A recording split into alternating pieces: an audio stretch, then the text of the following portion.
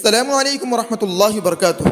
ناظرین محترم، جیسا کہ آپ سب کو معلوم ہوگا کہ داعیہ اسلام اسلامی اسکالر حضرت مولانا کلیم صاحب صدیقی کو تبدیلی مذہب کے نام پر گرفتار کیا گیا تھا، اور پھر اس کے بعد آپ کو ریمانڈ بھی بھیجا گیا، اور پھر آپ کو لکھنؤ جیل کے اندر منتقل کر دیا گیا۔ اب یہ بڑی خبر موصول ہو رہی ہے کہ حضرت کو ایک وارڈ سے دوسری وارڈ کی طرف منتقل کیا گیا، اور آپ کے وکیل ابوبکر سباق نے یہ خبر دی ہے کہ حضرت الحمدللہ خیر و عافیت سے ہیں، اور حضرت نے امت مسلمہ سے دعا کی اپیل بھی کی ہے۔ آپ کو بتاتے جائیں کہ اس سے پہلے عمر گوتم اور مولانا عبدالسمیع اور اس کے علاوہ کئی ایک مسلم قائدین کو بھی گرفتار کیا گیا، اور ان کی گرفتاری کے بعد کچھ دنوں تک احتجاج اور ریلیاں بھی نکالی گئی تھیں، لیکن اس کا کوئی خاص اثر نہیں پڑا۔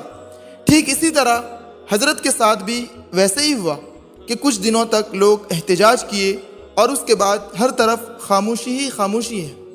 ہم اس وقت امت مسلمہ سے اپیل کرتے ہیں کہ ملکی سطح میں حضرت کے رہائی کے لیے آواز کو اٹھائیں اور اپنی آواز کو بلند کریں۔ اب بھی اگر ایک ہو نہیں پائے تو مٹ جاؤ گے، خشک پتوں کی طرح تم بھی بکھر جاؤ گے۔ اب بھی اگر ایک ہو نہیں پائے تو مٹ جاؤ گے، خشک پتوں کی طرح تم بھی بکھر جاؤ گے۔ سارے غم سارے شکوے بھلا کر اٹھو، دشمنی جو بھی ہے بھلا کر اٹھو۔ کفر دم توڑ دے ٹوٹی ہوئی شمشیر کے ساتھ، تم گر نکل آؤ نعرے تکبیر کے ساتھ۔ حضرت کے حق میں دعا کریں، اللہ پاک حضرت والا کو جلد از جلد باعزت بری فرمائے۔